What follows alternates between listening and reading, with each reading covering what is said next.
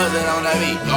Aye, monster on the beat, ho, Debo, any rap nigga, he a freak throw. Man down, call like Amber Lambs, tell him breathe, bro. Nail a nigga to the cross, he walk around like Tizo. What's up? Yo, what's up? It's another episode of the illustrious Beats, Bars, and Bourbon Boys, man.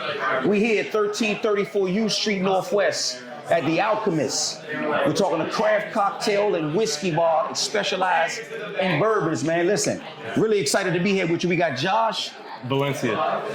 My boy Carlos. We got the owners and operators here. Yes, absolutely. Of the Alchemist. And of course, you got your boys, Steezo, B-Bulls, and O-Double, man. Repping again, man. Listen, fellas, first and foremost, let me just say this much. As a Washingtonian, did not expect to feel or walk into a speakeasy vibe in the center of U Street. For years, this spot has been more of a vibe that felt like Bourbon Street, Adams Morgan, that kind of vibe. But this right here, it's like a home away from home for me as much as I love New Orleans, man. Feel like New Orleans. Feel like New Orleans, right? For me, it feel like New Orleans, so I can't wait to get into this conversation. So to get us started, man, won't y'all talk to us a little bit? Tell us about how did the idea go from concept to fruition for opening the Alchemist? So with the Alchemist, I have a business partner, and he's real big into D&D, Dungeons and Dragons. So he related the Dungeons and Dragons. Believe it or not, it started with a board game, man. So we take the medieval alchemy, like the whole spell casting, potions, that whole thing, and related that to craft bartending. Wow. So we kind of like did that, and we have like a chemical aspect to it, almost like a Breaking Bad vibe when it comes to what we're doing at the Alchemist when it comes to craft cocktails. So we do the fire, the smoke, and all that stuff. And that pays homage to like that medieval alchemist kind of feel. Nice. And here I am thinking of the Alchemist, the producer. Me too. We were just talking about that. Yeah. And the book by the book The Alchemist too, which is based in alchemy too. Yeah, absolutely. The game. Ain't no question about it, man. So why U Street? So, I mean, first and foremost, U Street is one of the most popping places in DC. You know what I mean? It's like you could relate that to like Bourbon Street or even the French Quarter down in New Orleans. Absolutely. You know what I mean? Like it's one of those spots. But the thing about U Street is everything is lounges, everything is clubs. You got a couple dive bars here and there, but when's the last time you walked into a Speakeasy bourbon bar on U Street? That's what I'm saying. And that's where it just hit pavement. You know what I mean? So we got to running as soon as we hit pavement, and it really did well. And we keep the low music. We got the nice ambiance. We have somewhere where out on U Street you can't go in and have a conversation with your girl, with your mans, or whatever like that. It's the low music key. I think the low music is. I think ambiance is everything, right? Because that's what gives a vibe. Yeah. So when you come in, you got like the low light, the low music. You can have a conversation. Then you got somebody coming with a craft cocktail or an expensive bourbon, smoke bubble, lighting your drink on fire. Then we get a lot of first dates over here. We got a lot of Tinder. We got a lot of hookups. He said a lot of Tinder. A lot of Tinder, bro. Anybody out there in beach bars and bourbon world, listen. My kind of speakeasy 1, 2, 3, and 4 is exactly what my guy just said. We are at an age where we don't need the music so loud, but we can't have a conversation. Absolutely, man. What about how long did it take from the time you opened it to get the people, to get the flow coming to it? I want to say it took about a year. Okay. It took about a year. And when did you open? As dope as this shit is, a whole fucking year. A year, yeah. So we opened a year and a half ago, September of not last year, year before. Was that 22? It took a little bit, about a year. Like we were, when we first opened, man, we had a DJ here on Fridays and Saturdays, thinking we're gonna be the same old U Street. Security had the music bumping, but then Music was loud as shit. But then you look at this place, it's like, but this isn't a club vibe, though, right? That's right. And then what I started noticing is like at 10 p.m., everybody we'd be full. at 10 p.m. the DJ comes on, and then within 30 minutes everybody's out. They roll up. Right. So then one time the DJ canceled. And I was like, okay, well, I'm gonna keep the music low and see what happens. We were packed all night. And I was like, serendipitous. and Those wrinkles, like, yeah. You gotta kind of figure all that out as Look, you go. you gotta take everything in stride. At the end of the day, you gotta take everything in stride. You gotta really like put your best foot forward and be attentive to everything. Like, what do people like? At the end of the day, you're not making a bar for yourself. You know, you're making a bar to serve the community. For example, like Voodoo upstairs, like I've heard a lot of people from New Orleans say, well, this isn't specifically like a New Orleans bar. It's like, but it can't be because it's in DC. Yeah. And you have to cater to a DC crowd no matter what you do. So it's a good point. Voodoo Bar, while New Orleans themed, is more Bourbon Street themed, which is more U Street vibe. Exactly, Okay. like Mardi Gras, you know? We're Gotcha. trying to hit you in the face with Mardi Gras in a fishbowl, you know what I mean? Like, that's like, I like that. Hit you in the face with Mardi Gras in a fishbowl. in a fishbowl, you know what I'm saying? Let me ask you this. Yeah. So Carlos, you two, listen, so we spoke off camera clearly. High school rivals turn business together? We come from rival high schools and stuff like that, and you know, throughout the time we spent, you know, in our teams and stuff like that, it definitely was like me and him had a connection that we didn't really have we had a connection that we didn't really feel with everybody else. Like, we just found ourselves hanging out more often and figuring things out. He gave me an opportunity when he was already out here doing his thing, and he trusted me. Like I came in, I hit the ground running. I'm running with it, and with his guidance and with what we were able to do, and being able to be creative with him, and being able to like put my stamp on things, it's been the most rewarding thing. Listen, man, so we wouldn't even be here. Let me make sure this is clear. We wouldn't be here if I just so happened to stumble up in the Alchemist, right? And be like, damn, this shit dope. And you know what he did? He asked me, so what do you think about Voodoo Bar? Give me your honest feedback. Yeah. What do you think about the Alchemist? That's great. I'm glad to hear that. You know what? See, that kind of stuff resonates with me and my boys because we spend a lot of time in these environments. But even if we didn't, it resonates with any patron to know that you care about the experience. So, absolutely. you're a great fit with that vibe. Steve, hold up. Do you remember we had something going on around this area and we were walking by and we took pictures of the Alchemist. Of the sign of the sign. And we were like, yo, what the fuck? We want to come in here and find out what the fuck's going on in here. Let me ask you this, chemistry-wise, like every business partnership, like somebody does this thing over here, somebody's super good at this thing over here. Right. How does you guys chemistry work? Who's like the expert at this thing here, and the expert at this thing here?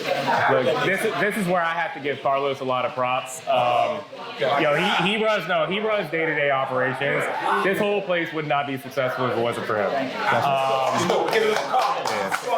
Hey, 100%. And I pass the word off to my staff, to him, everybody else. Hey, man, stay humble. We do it together, or we all eat from the same plate. There you go. I love it. I love it. And it's something you said earlier that I want to touch on was you said that it sounds like we care, you know, like when you come in, and like that's such a big thing. Like if you really want to be successful in life, in anything you do, you have to be able to take constructive criticism. And if you cannot take that, then you're not going to get as far as you would if you could. You know what I mean? That's one thing. We listen to what people say, and some people come in and be like, "I wish the music was different." It's like that's cool for you. This isn't your bar. We do this shit all the time. Sometimes it happens. Hey, you know what? This isn't what I would listen to on the way home today. That's right. But it works for here, and it works. What did you listen to on your way home? On my way home today, all right, I'm gonna switch it up now. But what I'm gonna listen to right now, I'll probably listen to that Chris Brown track where he's dissing Quavo. That's probably what I listen to because he was throwing those Ryan Garcia haymakers in that joint, bro. He wasn't playing. Shit. He wasn't playing on that one. Hey. That's disrespectful, bro. Kendrick dropped some crazy. You don't even want to get into this just yet. I'm sorry, my bad. Jump into that bag this early. Go down this long path. For a minute, the Chris Brown record had me a little bit mad Bro. because it was an R&B dude who had a better diss record than Drake. Hey, do y'all remember back in the day when Neo had the diss track on Damn. bro, it was back in the day because he was ghostwriting for a minute. Who the fuck Neo this? I'm telling you, I got you. Yo, look it up. You got to send us that shit, bro. I'm trying to think like Neo, there's somebody. Yeah. That's crazy. He probably, it wouldn't be surprised though. It was him rapping. I would not. It was on the Millie beat. Wow. It was on the Millie beat. He was like, I've been the man behind the pen Set the for date. like 6-7 years or something like that.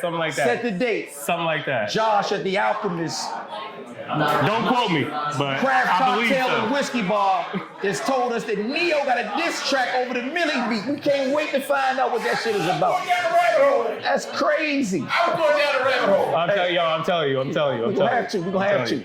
Trey Songz also got some good rap back in the day. I can imagine. I think Chris Brown probably the dopest though out of the Out of the R&B artists? Oh, absolutely. Yo, first off, the way he put that man in a body bag is no disrespect, because I mess with Quavo. Right. But damn. CB laid him down.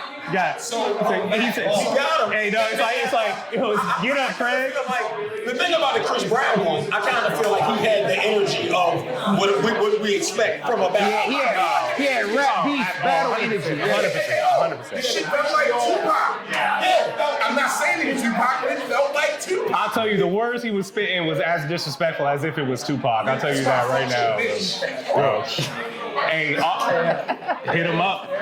Hit him up, still the Hit 'em number up. one most streamed rap battle song That's on what, Spotify. hey, by the way, that's the greatest diss track ever made, bro. Yeah. Hit him up. Greatest? Hit him up, greatest. Yeah, over Ether.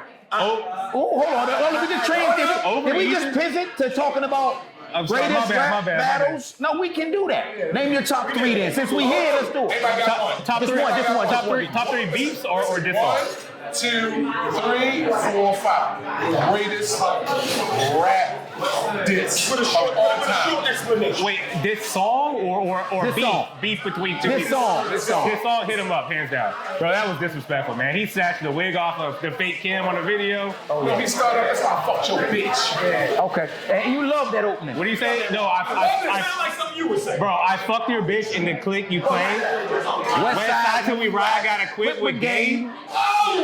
We can go down the rabbit. All right, so that's your number one. Yeah, absolutely. I don't know. You can't pick just one. I'll say, I'm trying It's hard to pick anything other than that. I feel you. Exactly. I'm like trying to think of oh man, I know. Say hit him up. Hit him up. What you got, O? Don't disappoint me, y'all. Greatest diss song ever. Well, I think the greatest diss song ever was Hit 'Em Up. Yeah. Now, the reason I say it, I'm disappointed. no. I mean, He got his own fucking opinion. I'm not a homer. I'm not gonna just do that just to be a homer. Like, Right. I'm being impartial. Like Hit 'Em Up, Tupac is not my favorite artist. Right. But when it comes to It was disrespectful. Isn't that part of this? It was, and not only was it Disrespectful? disrespectful, but when you listen to his voice, the ups, the downs, the emotion, like to me, that's what a diss track is about, the emotion and vitriol. Like you hate this guy you're going up against. Yeah. So I don't think nobody else encompassed those things the way he did. In a diss song. No, and that's him being. For steady fuck. You next, motherfucker. It's me. So electrifying and impactful. Gotcha. So for me, I gotta keep it 1,000. It's Ether, Nas. And here is a lot of reasons why I say that. Because you start with fuck Jay-Z. I mean, I understand. Man, listen, me and O was talking about it the other day. It was that I will not lose play on that in between that with the bars. It was the fact that he was like half buried and just came out the grave like, nah, dog, I got this. And it was so like, it was the antithesis of like Nas. It was like, damn, how you gonna come on a track like that, pause, and diss this nigga this way? It was unexpected. I gotta go with Ether. That's my number one diss track. Brother, you my brother for a reason. You my brother too, but you my brother for a reason. Ether is the number one diss track simply because he was counted out because Jay-Z. Yep. I'm not gonna lie. Nas is my favorite, but Jay was on the throne. Oh, yeah. Let's keep it funky. Jay was on the throne, guys. When the man said I ran 6 or 7 summers, Jay literally ran 6 or 7 summers. Let's think about how fucking crazy that is. 1, 2, 3, 4, 5, 6. He ran 6 years of the hottest shit. Nas' mom was dying. Guys probably The crew was on some shit. Beef with the Queensbridge crew. Yeah. He had a lot He going was on. destroyed. He had to fucking diss his own community of MCs. Yeah. Nori, Prodigy. He was dissing everybody. He was going to a lot of shit. He was going nuts. Listen, He was dealing with Dipset. Everybody. The backstories might have made it even iller. And the backstories was he went to Kane and he went to Rakim for Inspiration. like, yo, should I do this? Should I go at him? While the whole time, Jungle, his brother, like, man, kill that motherfucker. Right. Kill this bitch. Yeah. And he asking guys, like, should I do it? Should I chill? And Ether drops. Yeah. Fuck Jay-Z. Right. It was tough. So Yo. listen, you can't go wrong with either Hit 'Em Up or Nas Ether, and there's a bunch of other ones. But we digress. Let's get back into this bag. And I think all of those are all subjective. Oh, man. Absolutely. It's how you feel in the moment. Yeah, but I could easily say KRS One and Don't do it now. Don't do it now. The bridge is over. The bridge is over. He missed the whole of Don't fucking He got do probably it the most now. famous Shit. line. Half He of- keeps on making it Brooklyn, keeps on taking it down, and he ain't the Queens, keep the face. Of course, I gotta get my face on that. He got it off. He got it off real quick. Hey, look, with the honorable mention to what 50 did to Ja Rule, his honorable mention, I'm just gonna throw that out there. But Jada had 50 in his scope too, though. He did. So answer me a question, What one particular 50 song buried Ja Rule? Because I don't think it was one song. No, it was the album. It was the whole Get Rich or Die Trying, bro. It was like what 4 or 5 songs on Get Rich or Die Trying. He was throwing jabs at Ja that entire album, and that was one of, in my opinion, to be honest, it's one of the top 10 hip hop albums ever made. I don't think a lot of people would argue with that. Is Get Rich or Die Trying, bro. Like, Get Rich or Die Trying. What constitutes a win in a rap A battle? win, a W. Win, constitutes a win? W-I-N. Is it the people saying it? Is it the small group of real hip hop purists saying it? What constitutes a win in your eyes? To me, because at the end of the day, if you join that industry, you're doing it for the fame, for everything. Like maybe you're not, and maybe you're underground. You know, maybe you're somebody like Immortal Technique, or maybe you're not. Yeah. But if you're really in that industry, like Ja, like 50, then it has to do with how many disses you put out on this, and you made hits. Like you made. So you you're made saying videos, that this has to be a hit for like- you. Okay. For me to be considered one of the best, it has to be like it has to be played on the radio. Could you imagine getting dissed and hearing it on the radio? On the radio? My God. Could you imagine? Think about his response and how he tried to turn that into like a hit. But and everyone's like, didn't land. yeah, like, Look at Wangsta from 50 Cent. That was probably That's what I thought you was going to do. that's like We were talking about it from the standpoint of the Kendrick Lamar record Drake that he beat, got yeah. with Future and Metro Boomin. Oh, yeah. It's a hit record. Like that is a super hit. So you gotta hear him dissing you every time you walk in a club. Yep. yeah, no, exactly. Can I give y'all something key? When you just said Wangster, there was a term coined. Yeah, nobody was using that. Hold up. Ether.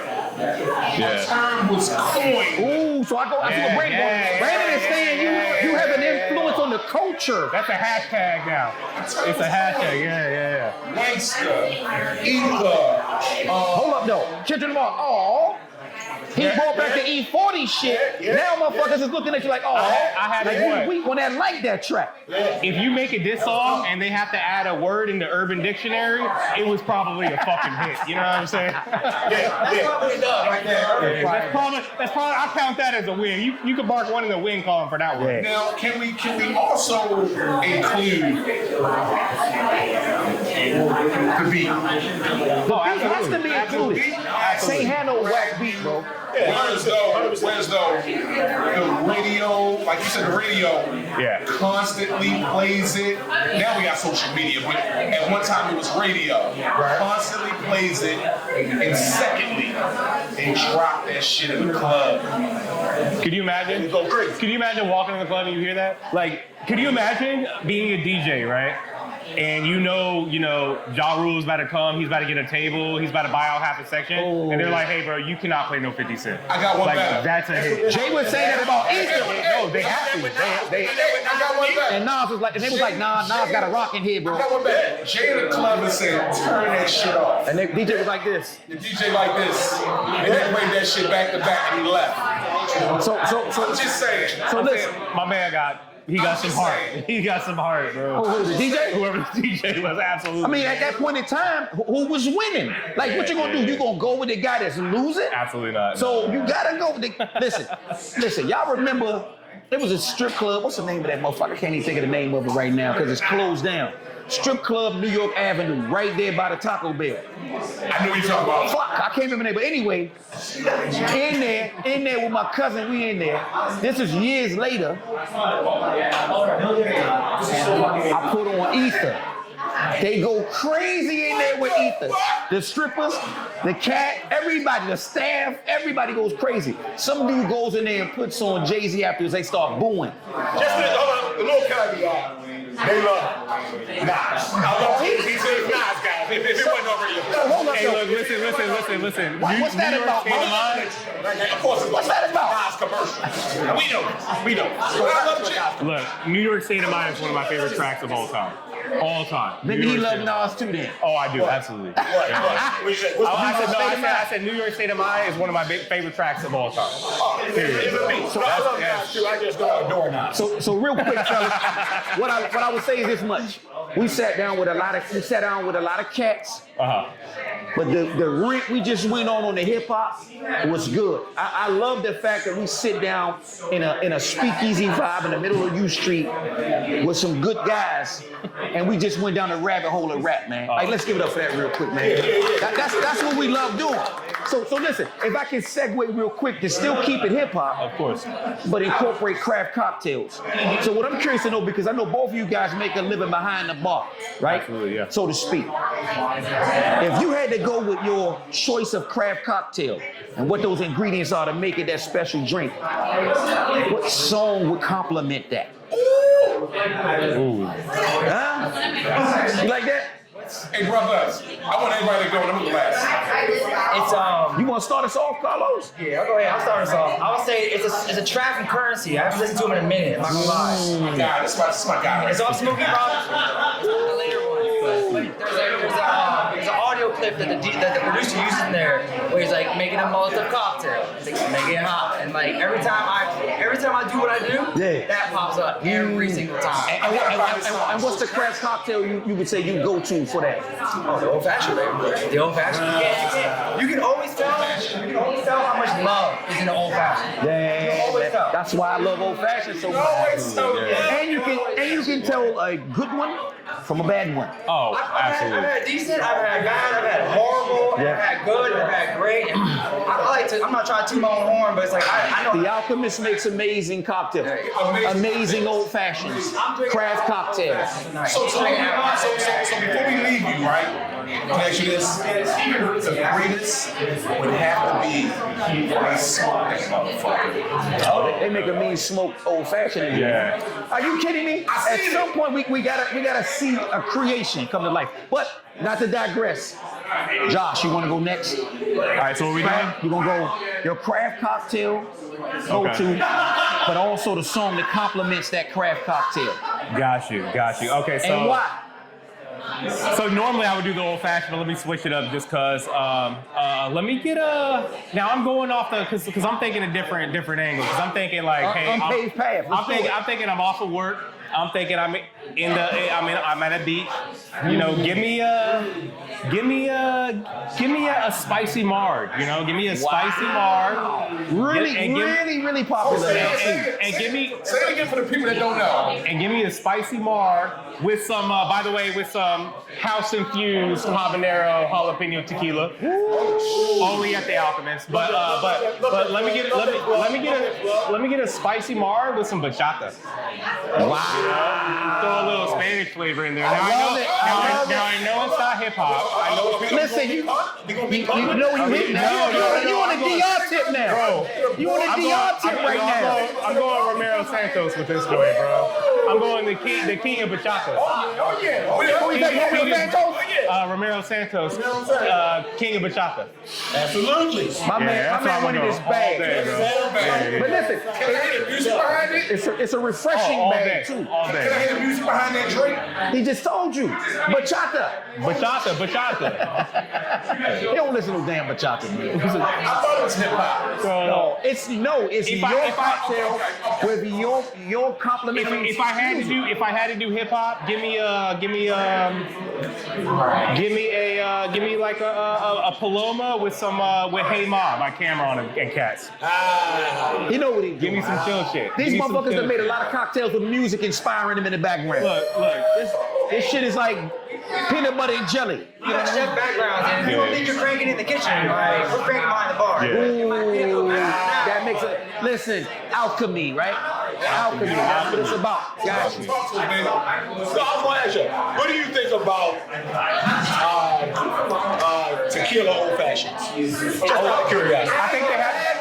You know that is tequila old fashioned? I like it. With all due respect, I think they have their place. Whoa. You know, I think. I'll tell you what. If I've been, It'll be a barf bag. I'm bringing myself back to the beach. But if I've been at the beach all day, I've been drinking my spicy marks. And now I'm about to go to a nice dinner with my girl. Give me a tequila old fashioned. Or a mezcal old fashioned. A little smoky. A little smoky. And you know why I like them? Because like when I drink too much bourbon, I get a certain way. I get a little bit angry. I'm not angry, but That's that brown liquor. Yeah, That's that brown liquor. Yeah, that's it. But you can get Is that what you're going with? You can get the same drink. I'm saying. And it's tequila with tequila. He's selling right now. Go ahead. Go ahead. Tequila tastes similar. It ain't an old fashioned, but it's similar enough to keep me going. And I got tequila. So So you switched up. No, he switched it up. You switched up bourbon and went tequila. I need you to do me a favor. I need you to the people out there in Atlanta watching us right now. Did they even know that they had a tequila fucking old fashioned? This is me. You had a tequila old fashioned. You know you had tequila. That's my boy. Osage. It's like an intentional drink. Like you nobody's gonna slip you a tequila old fashioned. You're gonna ask for a tequila. You got school me today because You just handed to him. I'll make this. I never knew one existed. These make this. You never did that. You know. So we know what your next drink is going to be. Nah, he said no tequila. So are you saying that? So did you say your drink with the complimentary song? No, we didn't. No. He was just asking me about the tequila old fashioned. Randomly threw that out there. I will say a mezcal makes a huge difference. Amazing old Yeah, fashioned. that's what- Mezcal old fashioned is legit. Smoke it. Yes, indeed. Smoke it. Yeah. Love that. You will love a mezcal old fashioned. Trust me. It's just that smoke, man. It's tequila. Oh, Devil, talk to us about the music that compliments. Yeah. What's So your you go what, cocktail? mezcal old fashioned? What music would you compliment? Mexican OT. My cocktail would always be my favorite cocktail is an old fashioned, but I'll leave the old fashioned. I'll leave that. You threw old fashioned out. Yeah. I'll let that stay on a horseshoe break. Right. So I'll go whiskey sours. That's my other New York or regular? New York. Okay. He like the egg. He on like the that- floater. He like the egg like the with egg the on that bad wild boy. floaters. Okay. That foam is a pause. Classic. That's a beach. Classic. Classic. and my song would be cigar music with Rick Ross. See, you already fucking with me right now. Okay. And I got the accompanying cigar and the cigar music. You know? Okay. Damn, that's dope. It's a vibe. It's a vibe. Okay. I fuck with it. Ready? Are we locked in? Then stab this way, stab that way, then stab.